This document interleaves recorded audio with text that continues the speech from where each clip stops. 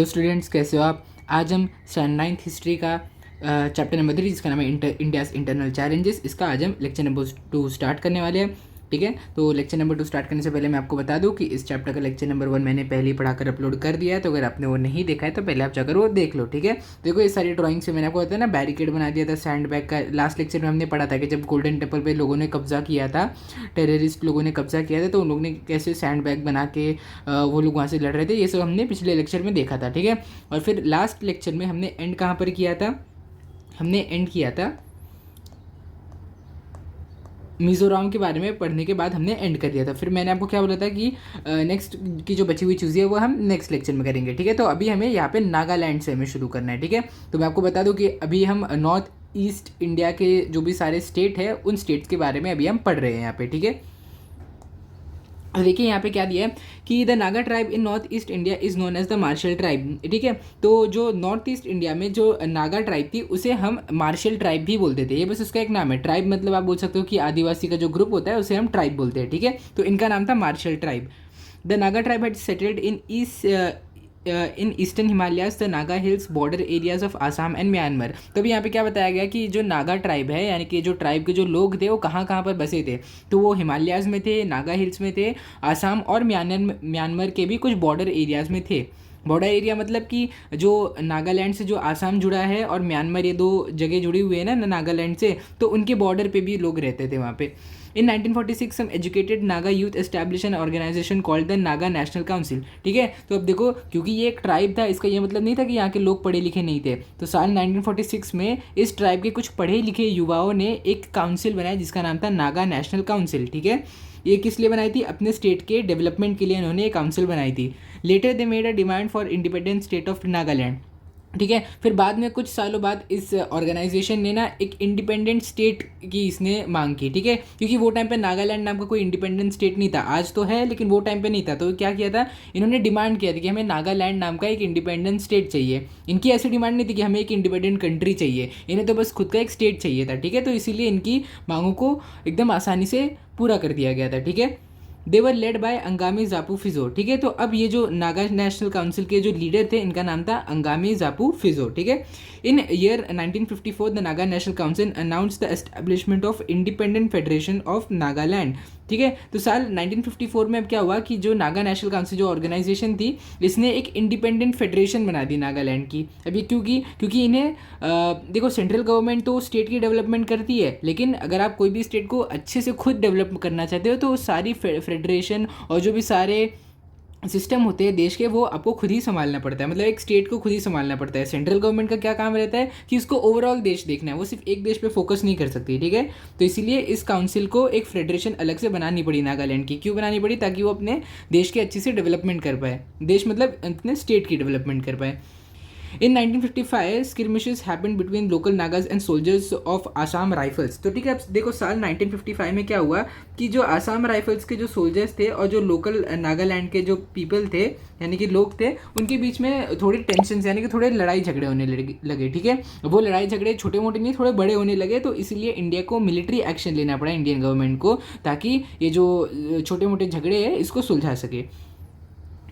अब क्या हो गया, several rounds of discussion took place between the central government and the Naga National Council. ठीक है, अब सेंट्रल गवर्नमेंट या सेंट्रल गवर्नमेंट कौन सी गवर्नमेंट है? जो पूरे इंडिया को संभालती है, और नागा नेशनल काउंसिल जो कि नागालैंड को संभालती है। इनके बीच में बहुत सारे डिस्कशंस हुए। किस लिए डिस्कशन होंगे? ऑब्वियसली बात है, नागालैंड देश के डेवलपमेंट के नागालैंड स्टेट के डेवलपमेंट के डिस्कशंस हुए होंगे यहाँ पे, है ना। Central government decided to give Nagaland major territory the status of a union territory. ठीक है, तो अब देखो साल 1963 के पहले नागालैंड नाम का कोई इंडिपेंडेंट स्टेट भी नहीं था, कोई जगह भी, मतलब एक जगह थी लेकिन वो कोई क्लियर बाउंड्री नहीं थी। तो क्या किया कि बाद में जब नागा नेशनल काउंसिल और इंडियन नेशनल गवर्नमेंट ने मिलकर नागालैंड को एक यूनियन टेरिटरी घोषित कर दिया। ठीक है, लेकिन फिर इसके बाद क्या हुआ कि 1 दिसंबर 1963 को नागालैंड को एक पूरा का पूरा फुल फ्लेज्ड स्टेट का यहाँ पे नाम दे दिया गया है ना। यानी कि साल 1963 में नागालैंड नाम का स्टेट बना था इंडिया में। ठीक है, अब देखते हैं अभी हम आसाम में क्या हुआ। ठीक है, Assam in 1983 there was an intense agitation staged by all Assam students union and Assam Gana Sangram Parishad over the question of dominance in Assam of Bengali migrants. तो अब क्या हुआ कि साल 1983 के टाइम पे आसाम नाम का जो देश है यहाँ पे ना बहुत सारे इमिग्रेंट्स आ गए थे। इमिग्रेंट यानी कि वो लोग जो दूसरे देश, अपने देश को छोड़ कर या फिर अपने देश से भाग कर दूसरे देश में आते हैं ताकि वो एक अच्छी ज़िंदगी जी सके, ठीक है, क्योंकि उनका खुद का स्टेट बहुत अंडर डेवलप हो चुका रहता है, इसीलिए वो अपने स्टेट को छोड़ के अपने देश को छोड़ के दूसरे देश में आ जाते हैं, ठीक है। तो अब क्या हुआ कि आसाम, क्योंकि आसाम नेबरिंग है, मतलब आसाम के नेबरिंग में जो कंट्री आती है वो है बांग्लादेश, ठीक है। तो अब क्या हुआ कि बंगाली लोग, तब क्योंकि जो बांग्लादेश वो टाइम पे जो देश था उसकी हालत कुछ सही नहीं थी, तो इसीलिए वहाँ पे रहने वाले जो लोग थे ना उनको बहुत प्रॉब्लम फेस करनी पड़ती थी वहाँ पे रहने के लिए। तो क्या करते थे, वो अपने देश को छोड़ के इंडिया में आ जाते थे और इंडिया में आके वो आसाम में बस गए, ठीक है। अब क्योंकि आसाम में फिर इतना ज़्यादा उनका इन्फिल्ट्रेशन होने लगा, यानी कि वो इतनी ज़्यादा तादाद में वहाँ पे आसाम में होने लगे कि जो आसामीस लोग थे, यानी कि जो खुद उस जगह पे बॉर्न हुए थे, वो उनके ऊपर डोमिनेट करने लगे थे।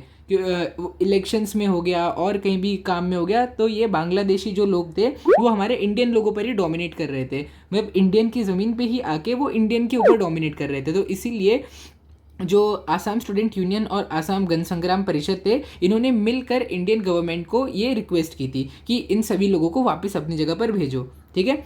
तो in year 1985 prime minister Rajiv Gandhi, central home minister Shankar Rao Chauhan and Assamese leader Prafulla Kumar Mohanta signed an accord. तो अभी इन्होंने मिलकर, इन 3 लोगों ने मिलकर एक अकॉर्ड साइन किया। अब इस अकॉर्ड के हिसाब से क्या हुआ देखते हैं आगे। It was decided to send the Bangladeshi citizens who had infiltrated Assam to back to their original places. तो अब ये जो अकॉर्ड साइन हुआ, इस अकॉर्ड में ये डिसाइड हुआ कि जो बांग्लादेशी लोग अभी इंडिया में आए हैं उनको फिर से अपने बांग्लादेश वापस भेजो, ताकि वो हमारे इंडियन लोगों के ऊपर डोमिनेट नहीं करे, ठीक है। In the year 1986 elections were held for Assam legislative assembly and Prafulla Kumar Mohanta of the Asom Gana Parishad became the new chief minister, ठीक है। तो अब जब उनको वापस भेज दिया गया साल 1985 में, सारे बांग्लादेशी लोगों को भेज दिया गया, तो उसके बाद साल 1986 में आसाम में इलेक्शन हुए और आसाम के सीएम चुने गए प्रफुल्ल कुमार मोहंतो, ठीक है। Due to this democratic process it became possible to establish peace in Assam, ठीक है। तो अब ये जो अकॉर्ड साइन किया गया था साल 1985 में, जिसके तहत बांग्लादेशी लोगों को वापस भेज दिया गया था, तो इसकी वजह से आसाम में थोड़ा पीस जनरेट हुआ, ठीक है, क्योंकि अब उनके ऊपर कोई डोमिनेट नहीं कर रहा था, ठीक है। अब आगे देखते हैं Arunachal Pradesh. In the year 1954 NEFA north east frontier agency, जो भी जिसके बारे में हमने पढ़ा था ना, पंडित नेहरू ने जिन्हें बनाया, जिस ऑर्गेनाइजेशन को बनाया था, NEFA north east frontier agency, तो इसको साल 1954 में क्रिएट किया गया था। In 1972 it began to be called as Arunachal Pradesh region of the rising sun. तो देखो, मुझे तो यहाँ पे कोई कनेक्शन दिख नहीं रहा है, कि आपको भी मुझे लगता नहीं कोई कनेक्शन दिख रहा होगा, कि जो साल 1954 में एक ऑर्गेनाइजेशन थी नॉर्थ ईस्ट फ्रंटियर एजेंसी, और साल 1972 में ही इस नॉर्थ ईस्ट फ्रंटियर एजेंसी को अरुणाचल प्रदेश बोले जाने लगा। मुझे तो नहीं लगता है कुछ सही लिखा है यहाँ पे, लेकिन अभी के लिए हम इसको भूल जाते हैं। हो सकता है ये कोई गलत पॉइंट आपके इसमें आ गया हो, ठीक है। यहाँ से देखते हैं हम, तो मुझे लगता है ऊपर यहाँ पे कुछ ना डिस्क्रिप्शन दिया होगा अरुणाचल प्रदेश के बारे में, जिसको हटाकर इन्होंने गलती से प्रिंट कर दिया यहाँ पे। अब देखते हैं यहाँ से, in 1972 it began to be called as Arunachal Pradesh. तो अब एक जगह थी, इसे साल 1972 में अरुणाचल प्रदेश बोल के बुलाने जाने लगा। और अरुणाचल प्रदेश मतलब क्या होता है, रीजन ऑफ राइजिंग सन, यानी कि वो जगह जहाँ पे सूरज उगता है, क्योंकि अरुणाचल प्रदेश इंडिया में एक ऐसी जगह है जहाँ पे सबसे पहले सूरज देखने को मिलता है, ठीक है, इसीलिए हम इसको बोलते हैं region of rising sun. On 20th February 1987 it got the status of its constituent state। तो देखो, अब साल 1987 से पहले अरुणाचल प्रदेश नाम का भी कोई स्टेट एग्जिस्ट नहीं करता था हमारे इंडिया में। साल 1987 और 20th फरवरी को अरुणाचल प्रदेश नाम का एक इंडिपेंडेंट स्टेट घोषित कर दिया गया, ठीक है। During the period from 1960 to 2000 north east India has progress towards a more mature democracy.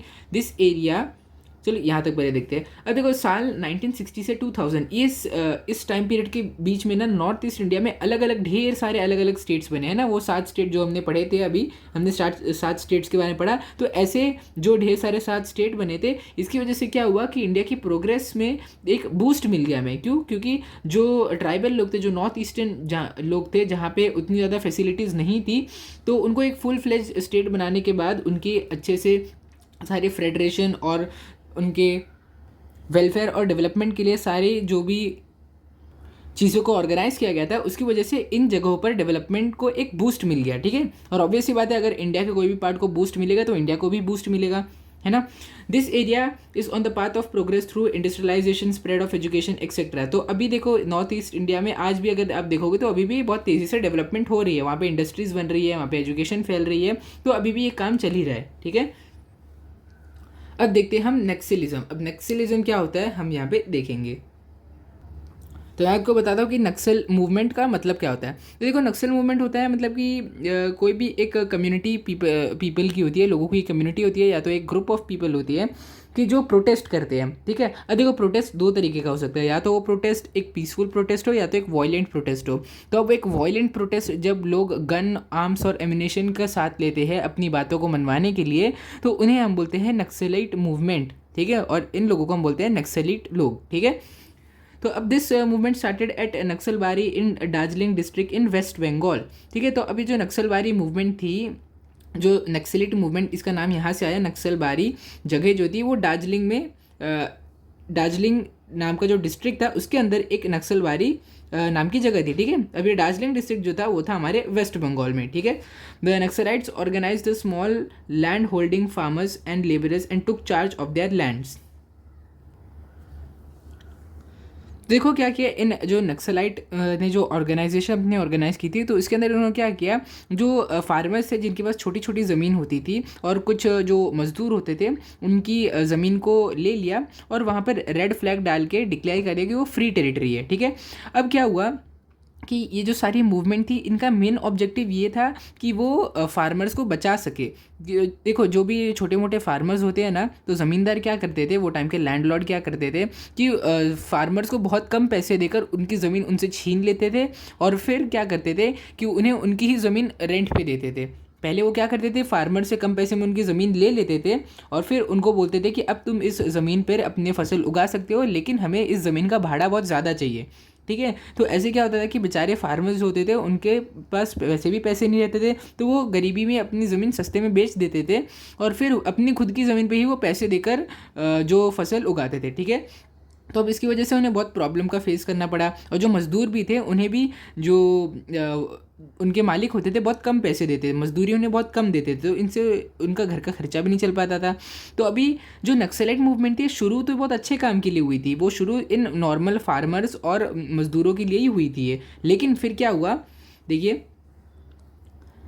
Letter the movement strayed away from its objective. बाद में जो मूवमेंट का असल काम है ये मूवमेंट उससे भटक गई, ठीक है। फिर क्या हुआ, it took recourse to terrorism to prevent any government scheme and welfare policies from reaching to the common people.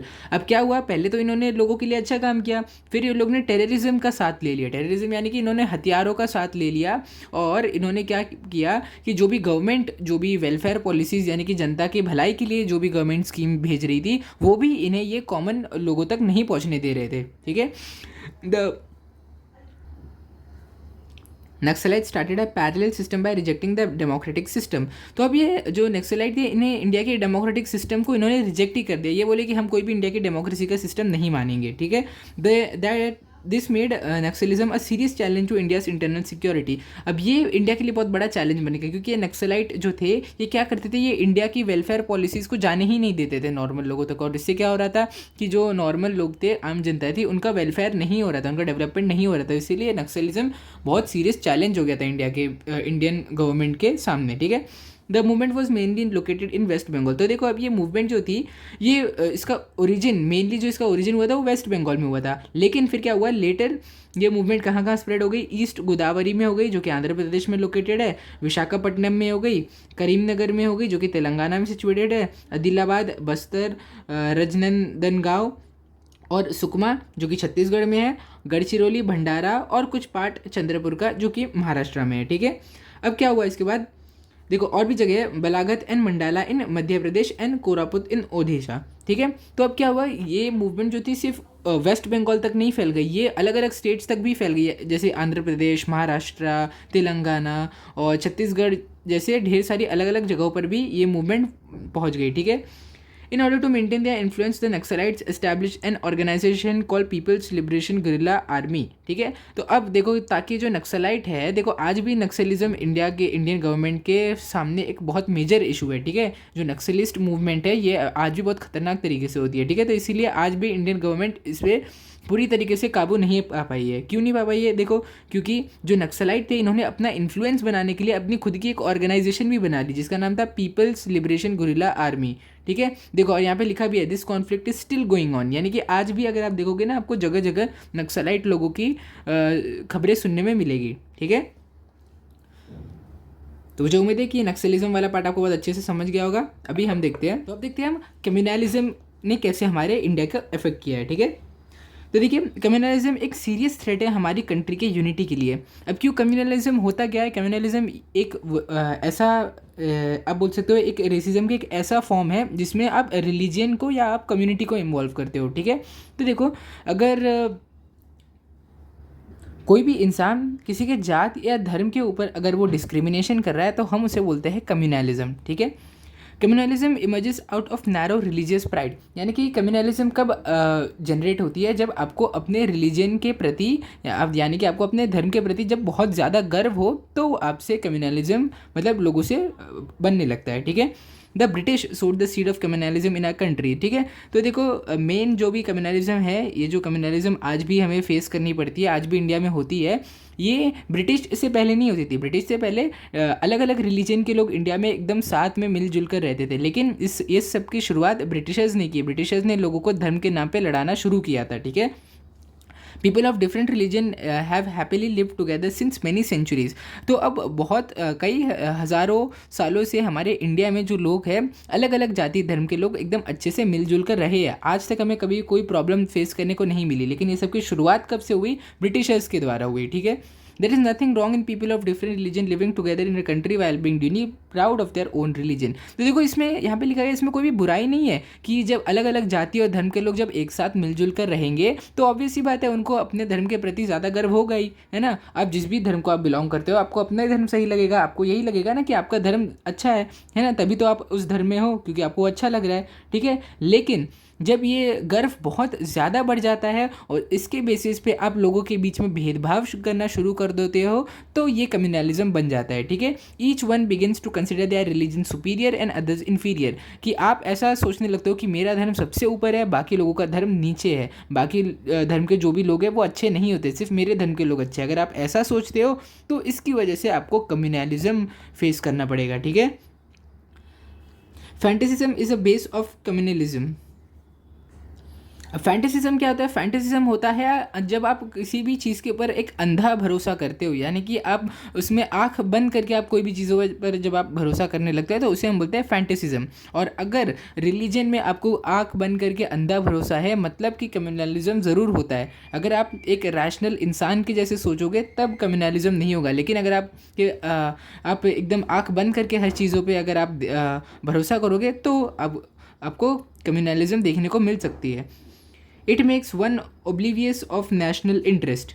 ठीक है, तो जब भी कोई कम्युनलिज्म के बारे में सोचता है ना तो वो क्या करता है, वो अपने देश के बारे में नहीं सोचता, वो सिर्फ अपने रिलीजन के बारे में सोचता है, देश के लोगों के बारे में भी नहीं सोचता है। मतलब कि आप क्या करोगे, आप चीज़ों को निगलेक्ट करना शुरू कर दोगे, जो भी हमारे देश का जो नेशनल इंटरेस्ट है वो चीज़ों को निगलेक्ट करके लोगों का ध्यान कम्युनलिज्म पे जाने लगता है। ठीक है,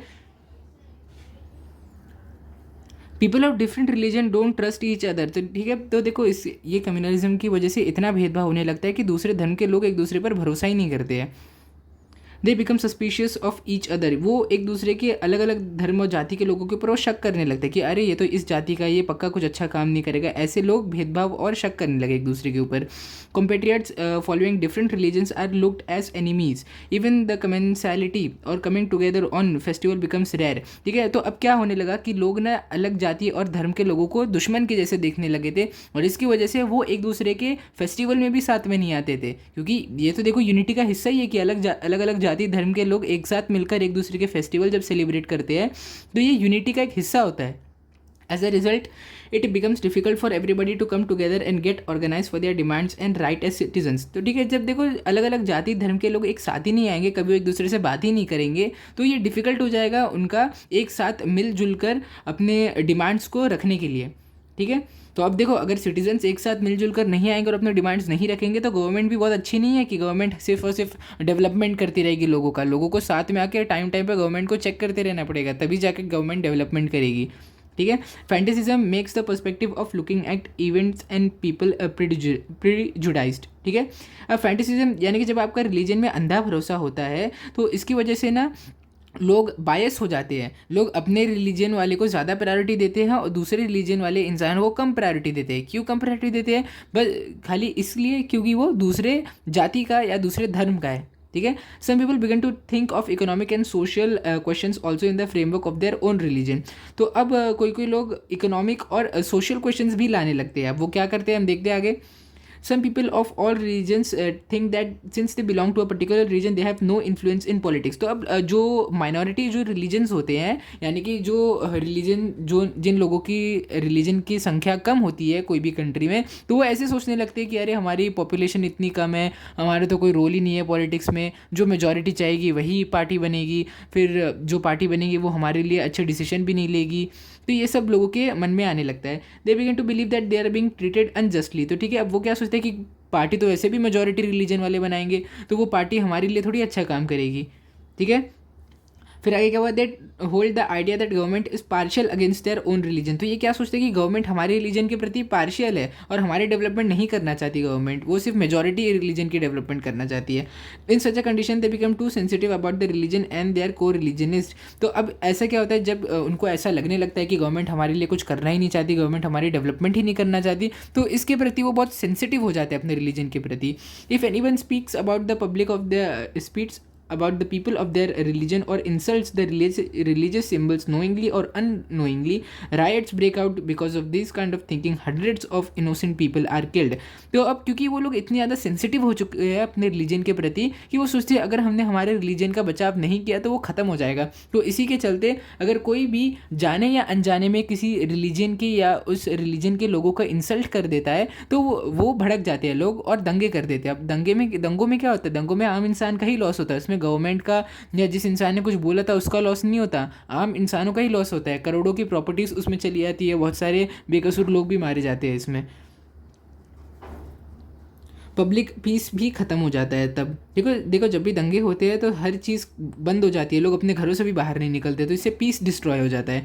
due to the bitter memories of riots people are estranged from each other and mutual trust receives a setback. अब क्योंकि देखो दंगे होते हैं, अगर कोई भी रिलीजन के लोग ज़्यादा दंगे करेंगे तो ऑब्वियस सी बात है कि दूसरे रिलीजन के लोग क्या सोचेंगे कि ये रिलीजन के लोग तो हमेशा दंगे करते हैं, अगर हम इनसे दोस्ती करेंगे तो हो सकता है ये हमारे साथ भी कुछ गलत कर दे। तो इसकी वजह से ना लोगों का ट्रस्ट एक दूसरे के बीच में बहुत कम हो जाता है, ठीक है। अभी आगे देखते हैं आगे क्या है। देखो trust is between the people is the basis of coexistence. If trust breaks social unity receives a blow, ठीक है। तो यहाँ पे क्या बोला गया कि लोगों के बीच में जो भरोसा होता है वो एक साथ मिलजुल कर रहने का एक बेस होता है। अगर लोगों के बीच का भरोसा टूट गया तो नेशनल यूनिटी यानी कि एकता भी नहीं होगी लोगों के बीच में। और कभी देखो यहाँ पे क्या बोला गया, how can national unity be achieve without social unity. अब एक भारत एक कैसे होगा जब भारत के लोग ही एक नहीं होंगे, है ना। जब भारत के लोग एक होंगे तभी तो भारत एक होगा, है ना। Hence it is necessary that we all counter this religious communalism with all our strength, ठीक है। तो देखो इसीलिए हमारे लिए, देखो हम तो यंग जनरेशन है, हमारे लिए बहुत ज़्यादा इंपॉर्टेंट है कि हम कम्युनलिज्म का फाइट करें, हम लोगों के बीच में धर्म के ऊपर भेदभाव नहीं करें क्योंकि कोई ऐसा धर्म कोई भी नहीं है जिसमें सारे लोग बुरे हो, हर धर्म में अच्छे और बुरे लोग दोनों होते हैं। For this we should mix with the people of different religion. तो इसीलिए हमें अलग अलग जाति धर्म के लोगों से दोस्ती करनी चाहिए। We should accept the good practices and ideas of each other. हमें एक दूसरे की अच्छी अच्छी बातों को एक्सेप्ट करना चाहिए। अगर वो रिलीजन के लोग कुछ अच्छा कर रहे हैं तो हमें भी वही सेम काम करना चाहिए, अगर हम कुछ अच्छा कर रहे हैं तो उन्हें भी यही सेम काम करना चाहिए। We should be able to look at and understand our economic and social problems rationally, ठीक है। तो अभी हमें एक दूसरे की एक दूसरे की जो आर्थिक स्थिति है और एक दूसरे की जो सोशल स्थिति है वो उन सभी के बारे में हमें देखना पड़ेगा। We should not mix this question with religion. इन सब चीज़ों को हमें रिलीजन के साथ कभी नहीं जोड़ना है। We should always search for economic, political और historical reason that are responsible for disturbing religious harmony. तो अब देखो कभी भी अगर कोई रिलीजन में कोई हारमनी या फिर कोई पीस डिस्ट्रॉय हो गया तो हमें हमेशा इकोनॉमिक, पॉलिटिकल और हिस्टोरिकल रीज़न ढूंढना चाहिए। हमें कभी भी ऐसा नहीं बोलना चाहिए कि ये रिलीजन ही ख़राब है इसीलिए इस रिलीजन में पीस नहीं है। हमें हमेशा देखना चाहिए कि रीज़न क्या है, क्या उस रिलीजन के लोगों की इकोनॉमिक कंडीशन अच्छी है, क्या पॉलिटिक्स उन लोगों के साथ अच्छी पॉलिटिक्स हुई है, क्या हिस्ट्री में ऐसा कोई रीज़न रहा है कि जिसकी वजह से ये लोग ऐसे हो गए हैं। हमें कभी भी एक रिलीजन को ब्लेम नहीं करना चाहिए, ठीक है। This is the only way to put end to communalism and strength national unity, ठीक है। तो अब यही एक लौता रीज़न है कि हम हर क्वेश्चन जो भी अनजस्टिस होती है हम उसमें अगर रिलीजन नहीं जोड़ेंगे और हम एक फैक्चुअल तरीके से कोई इकोनॉमिक, पॉलिटिकल या हिस्टोरिकल रीज़न ढूंढेंगे तभी जाके हम कम्युनलिज्म को एंड कर सकते हैं, ठीक है। तो यहाँ पे हो गया हमारा कम्युनलिज्म। अब हम देखेंगे रीजनलिज्म, ठीक है। अब कम्युनलिज्म में कम्युनिटी और रिलीजन के बेस पर डिस्क्रिमिनेशन होता था और रीजनलिज्म में क्या होगा कि रीजन के बेसिस पर डिस्क्रिमिनेशन होगा, यानी कि भारत के अलग अलग रीजन में डिस्क्रिमिनेशन होगा, ठीक है। Regionalism means having excessive pride abouts one region. तो ठीक है, अब देखो कम्युनलिज्म क्या होता है कि एक्सेसिव, बहुत ज़्यादा गर्व है आपको अपने रिलीजन के प्रति। अब रीजनलिज्म क्या होता है कि आपको बहुत ज़्यादा गर्व है आपके प्लेस ऑफ बर्थ के प्रति, ठीक है। अभी अगर आप देखोगे तो ऐसे बहुत सारे डेवलप्ड स्टेट्स हैं, जैसे महाराष्ट्र हो गया, गुजरात, तमिलनाडु, केरला, ये सब बहुत ज़्यादा डेवलप्ड स्टेट्स है, बहुत हाईली डेवलप्ड स्टेट्स है। और वही अगर आप नॉर्दर्न इंडिया में आप जाओगे, जैसे कि यूपी हो गया, बिहार हो गया, फिर मध्य प्रदेश हो गया, ये सब स्टेट्स उतने डेवलप्ड नहीं है, ठीक है। तो अब क्या होता है कि लोगों के मन में क्या होता है कि मेरा स्टेट तो इतना ज़्यादा डेवलप्ड है, तो ऑब्वियस सी बात है कि मैं बाकी अंडर डेवलप्ड स्टेट से मैं ऊपर आता हूँ। तो जब भी कोई ऐसा सोचता है मतलब वो रीजनलिज्म कर रहा है, वो रीजन के बेसिस पे डिस्क्रिमिनेशन कर रहा है। It is one thing to introduce oneself as Bengali और a Marathi person, but if I think that because I am a Bengali or Marathi person I am superior to others from other provinces, it can be termed as excessive religion pride, ठीक है। तो देखो अब एक normal तरीके से आप अपने आप को ऐसे सोच सकते हो, हाँ मैं बंगाली हूँ या तो मैं मराठी हूँ।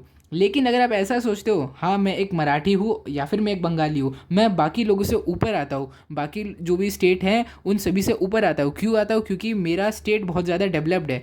तो अगर आप ऐसा सोचते हो तो आप रीजनलिज्म के शिकार हो आप, ठीक है।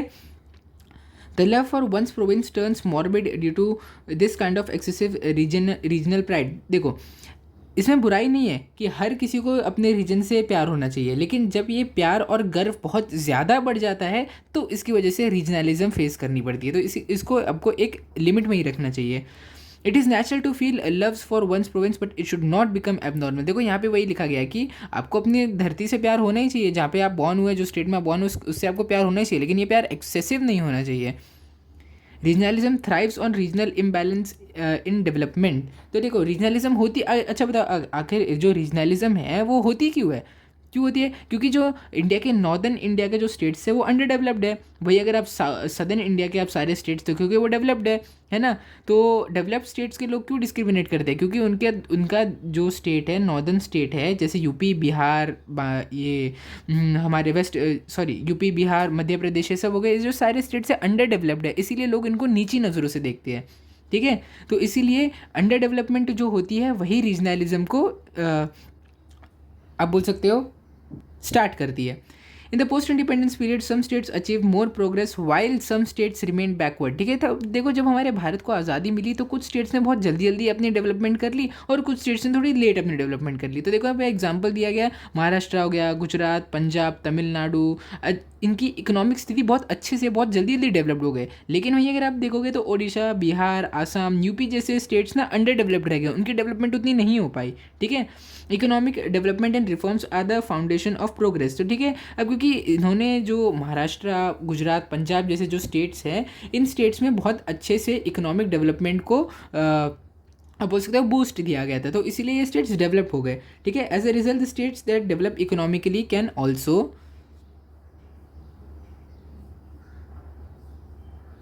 Achieve progress in other areas like education, health and culture, ठीक है। अब देखो क्योंकि अगर कोई भी देश की जब आर्थिक स्थिति अच्छी होती है तो ऑब्वियस ही बात है वहाँ की एजुकेशन भी अच्छी हो जाएगी, वहाँ की हेल्थ केयर भी अच्छी हो जाएगी, वहाँ पे कल्चर की भी अच्छे हो जाएंगे, ठीक है।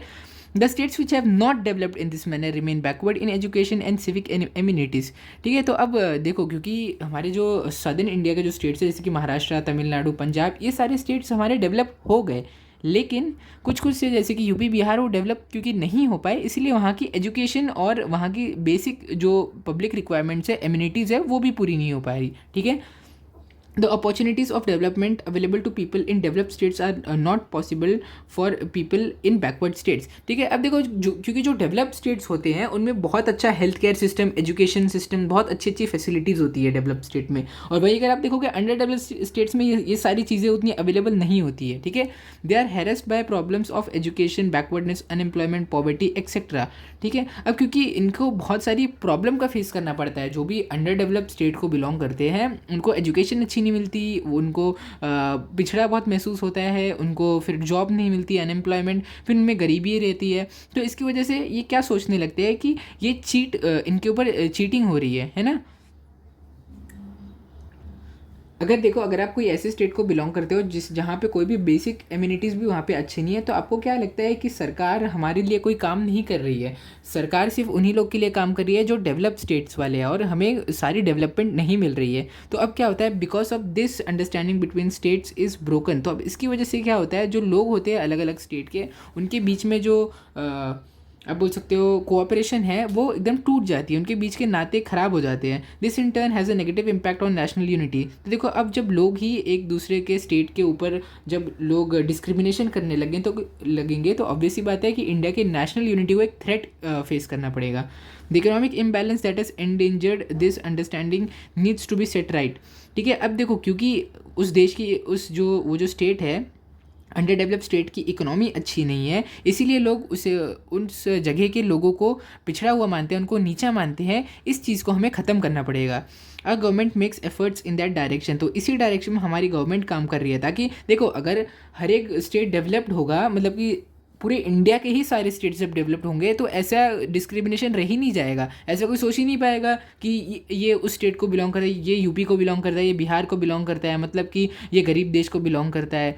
तो ऐसा कोई डिस्क्रिमिनेशन बचेगा ही नहीं। अगर हर कोई, वो लोग क्या सोचेंगे, यूपी बिहार का है, ये जिस जगह से आता है वो जगह बहुत ज़्यादा अंडर डेवलप, बहुत गरीब जगह से आता है ये। लेकिन अगर वही स्टेट अच्छे से डेवलप्ड हो जाए तो ऐसा डिस्क्रिमिनेशन बचेगा ही नहीं, रीजनलिज्म नाम का डिस्क्रिमिनेशन ही नहीं बचेगा, अगर लोग ऐसे अगर पूरा इंडिया डेवलप हो जाएगा। तो इसीलिए गवर्नमेंट का बहुत इंपॉर्टेंट रोल है पूरे देश की डेवलपमेंट करना। Regionalism can affect developed as well as under developed state. अब देखो, रीजनलिज्म ऐसा नहीं है सिर्फ अंडर डेवलप्ड स्टेट में ही रीजनलिज्म परसिस्ट करता है, डेवलप्ड स्टेट को भी बहुत बुरे तरीके से अफेक्ट करता है रीजनलिज्म। कैसे करता है, the people of developed state begin to believe that they are superior due to their superior history, culture and hence they have developed that much. तो अब लोगों का एक फॉल्स भरोसा क्या होता है कि हम इनसे ऊपर है और ये हमसे नीचे है, तभी हमारा कल्चर ज़्यादा अच्छा और हम ज़्यादा डेवलप्ड है, लोग ऐसा सोचने लगते हैं। और फिर क्या होता है, they begin to look down upon the people of underdeveloped regions, ठीक है। तो अब क्या, वो नीची नज़रों से देखने लगते हैं। वो जो बड़े बड़े स्टेट के लोग होते हैं, वो यूपी बिहार ऐसे गरीब स्टेट्स के लोगों को ना नीची नज़रों से देखते हैं। वो लोग सोचते हैं, अरे ये तो यहाँ का बिलोंग करता है, ये तो पक्का गवार होगा, पक्का अनपढ़ होगा, वो लोग ऐसे सोचने लगते हैं। फिर क्या हुआ, they are not willing to share the benefits of development with the backward state. अब तो ये भी क्या सोचने लगे कि हमारे पास जो डेवलपमेंट है हमें थोड़ी बैकवर्ड स्टेट को देनी है, हमें सिर्फ अपने स्टेट के पास रखनी है, लोग ऐसा सोचने लगते हैं, ठीक है। On the other hand, people from backward areas need to arouse their regional identity to organise themself. For this they try to unnecessarily glorify local tradition and culture to prove their uniqueness, ठीक है। अब देखो, क्योंकि जो पिछड़े जो states है, जो अंडर डेवलप्ड स्टेट्स है, उन स्टेट्स के लोगों के पास तो अभी खुद की इकोनॉमिक कंडीशन तो अच्छी नहीं है।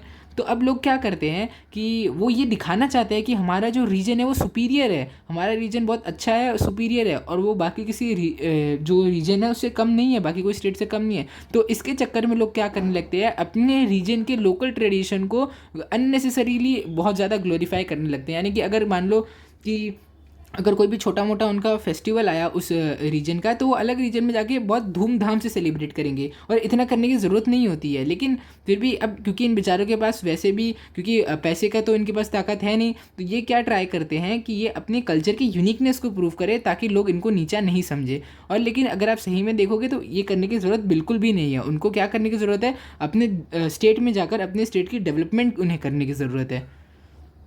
This leads to regionalism, it endangers the national unity. तो अब देखो, इसकी वजह से नेशनल यूनिटी को एक थ्रेट मिल जाता है, जिससे इंडिया की एकता खतरे में आ जाती है। The evil of regionalism can be tackled by reducing the imbalance in development. तो देखो मैंने क्या बोला कि रीजनलिज्म, देखो रीजन के बीच में भेदभाव सिर्फ एक ही तरीके से बंद हो सकता है, आप कितना भी कुछ भी ट्राई कर लो बंद कभी नहीं होगा। बस एक तरीका है कि हर स्टेट अगर सेम तरीके से डेवलप हो जाए तभी रीजनलिज्म बंद हो सकता है, ठीक है। We have studied a few challenges that India is facing. Apart from these, there are several problems like overpopulation, cleanliness, agriculture, and the problems of farmers, poverty, housing, and food.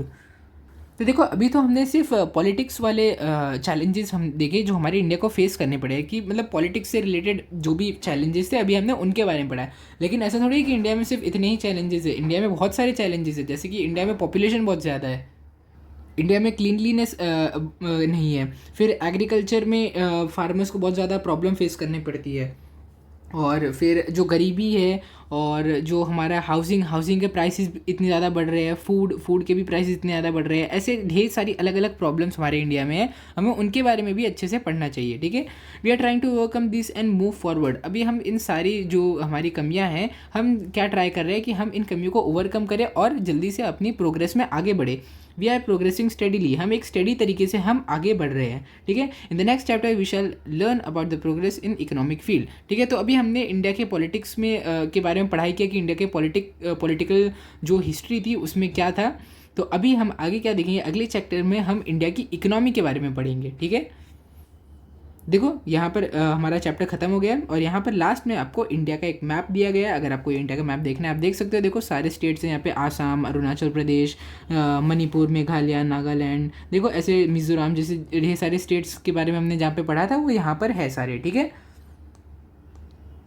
तो ठीक है, यहाँ पे हमारा चैप्टर कंप्लीट हो गया और ये रहे इसके एक्सरसाइजेस, ठीक है। इसके एक्सरसाइज जो भी है हमने वो पहले ही चैनल पर अपलोड कर दिया है, तो अगर आपको वो देखना है तो आप हमारे चैनल पर उसको देख सकते हो, ठीक है। तो मुझे उम्मीद है कि इंडिया इवेंट आफ्टर 1960 ये पूरा का पूरा चैप्टर आपको बहुत अच्छे से क्लियर हो गया होगा और बहुत अच्छे से आपको समझोगा। तो 2 लेक्चर में हमारा ये चैप्टर कंप्लीट हो गया है, चैप्टर नंबर 3 जिसका नाम है इंडियाज़ इंटरनल चैलेंज, ठीक है। तो ये चैप्टर हमारा कंप्लीट हो गया है। तो चैप्टर नंबर 2 में हमने देखा था कि इंडिया में कौन से इवेंट हुए थे साल 1960 में, और फिर इस चैप्टर नंबर 3 में हमने इंडिया के कुछ इंटरनल चैलेंजेस को देखा जो कि स्टेट से रिलेटेड थे, लोगों से रिलेटेड थे, कम्युनलिज्म, रीजनलिज्म, ऐसी ढेर सारी चीज़ें हमने देखी, ठीक है। तो मुझे उम्मीद है कि आपको ये चैप्टर बहुत अच्छे से क्लियर हो गया होगा। अगर आपको वीडियो अच्छा लगा होगा तो इस वीडियो को लाइक करो, शेयर करो और चैनल को सब्सक्राइब करो। Thank you.